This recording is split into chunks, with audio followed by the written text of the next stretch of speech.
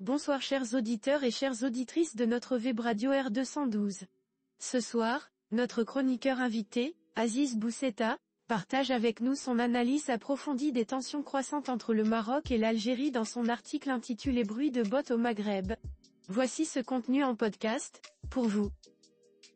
Notre journaliste entame son propos en abordant l'ampleur des dépenses militaires des deux voisins nord-africains, le Maroc et l'Algérie, ainsi. Les deux frères ennemis nord-africains, Maroc et Algérie, vont dépenser à eux deux environ 35 milliards de dollars en budget pour leurs armées respectives, 13 au Maroc et 25 en Algérie. Soit 10% du PIB de chacun des deux pays. Alger dit que c'est pour sa défense et sa seule défense, le Maroc ne dit rien comme à l'accoutumée, il observe et attend. S'il n'y avait que ces dépenses, la chose n'aurait pas été inquiétante, mais les déclarations des responsables dans les deux capitales augmentent les préoccupations, et le contexte géostratégique global les aggrave. Notre chroniqueur poursuit en mettant en lumière les approches distinctes des deux nations de la manière suivante. Le Maroc n'est pas dans une logique martiale, offensive, agressive, sauf en matière de diplomatie. L'Algérie, acculée précisément sur le plan diplomatique, est autrement plus menaçante. Le Maroc est ouvert sur le monde, l'Algérie a réussi à se fermer sur elle-même et, ce faisant, elle se trouve en prise directe avec sa population. Solution possible, trouver à cette population un ennemi extérieur, source de tous les maux.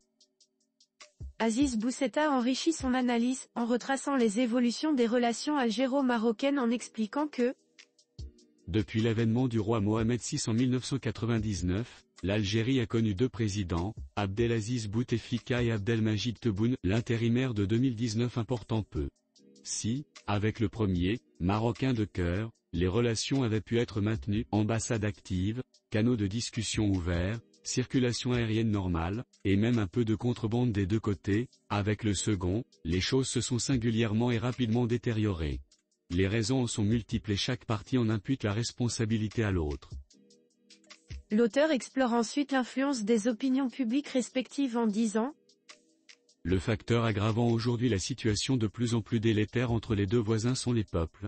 Si, en 2019, le Maroc entier avait fêté le sacre africain de l'Algérie à la Coupe d'Afrique au cri de Kawa Kawa, les Marocains ont en revanche peu apprécié le silence des Algériens lors de la chevauchée de la sélection nationale au Mondial de Qatar. De même que l'opinion publique a peu goûté les attaques incessantes du pouvoir algérien contre le Maroc, et la passivité des Algériens, en Algérie et ailleurs. Il est vrai qu'en contrepartie, les médias marocains se montrent plus offensifs et le public marocain donne libre cours à son légendaire sens de l'humour et sa fameuse dérision. L'antagonisme conflictuel n'est donc plus le fait des seuls États, mais aussi des populations, favorisant la rupture et abîmant l'idée de la fraternité des peuples. Et alors que la direction politique algérienne glisse sur la pente de l'isolement international et de l'asphyxie en interne, le Maroc avance tant sur le plan social que diplomatique, économique que politique, malgré la parenthèse gouvernementale actuelle. Les institutions marocaines fonctionnent, même si tout est perfectible, les problèmes sociaux et économiques sont publiquement débattus et la société civile est en effervescence, créant une opinion publique dont le pouvoir politique doit tenir compte et dont il tient compte.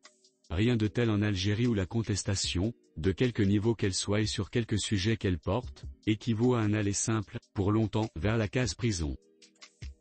Le chroniqueur poursuit en opposant la diplomatie des deux pays ainsi. Alors que Rabat multiplie les amis, Alger collectionne les ennemis. Alors que le Maroc investit et s'investit en Afrique, Alger s'en isole et s'en éloigne. Alors que Rabat entretient des relations normales avec les États du Conseil de coopération du Golfe, malgré les inévitables dissensions et mouvements d'humeur, classiques entre États, Alger s'en est fait des adversaires. Et, enfin, dans ce contexte international changeant et menaçant, le Maroc a su lire les nouveaux codes, pendant que l'Algérie refuse de retirer ses lunettes des années 60 et 70 du siècle dernier. Tout cela favorise l'influence grandissante du Maroc dans les aréopages internationaux. Est-ce un mal si le Maroc se défend et défend bien sa cause nationale, et qu'il marque des points? Dans le développement durable et la transition énergétique, dans l'enseignement supérieur, dans son programme d'accélération industrielle, dans ses infrastructures et ses modes de transport ultramodernes, et surtout dans l'adhésion de sa population à son concept de nation. En face, et d'une certaine manière, la gestion politique et la communication en Algérie évoquent quelque peu le Maroc des années 80 et 90, où la décision politique et l'approche économique se réduisaient à des déclarations d'intention, laissant Coué assurer la suite. Aziz Bousseta revient sur l'impact des récentes alliances diplomatiques du Maroc, ainsi. Le duo Changri-et-Tebboune, dans l'ordre, s'accommode mal des récentes alliances du Maroc, notamment avec Israël, et vit encore plus mal ses avancées diplomatiques, avec les États-Unis, avec la France, l'Espagne, l'Allemagne, et même la Russie et la Chine. Le monde d'aujourd'hui veut des engagements et aussi, et surtout, un respect de ces engagements, une maturité diplomatique et politique qui semble manquer à Alger. Le retour de Donald Trump, en attendant qu'il clarifie ses positions pour notre région, pourrait exacerber les tensions entre les deux capitales. Notre chroniqueur invité continue son article en ces termes.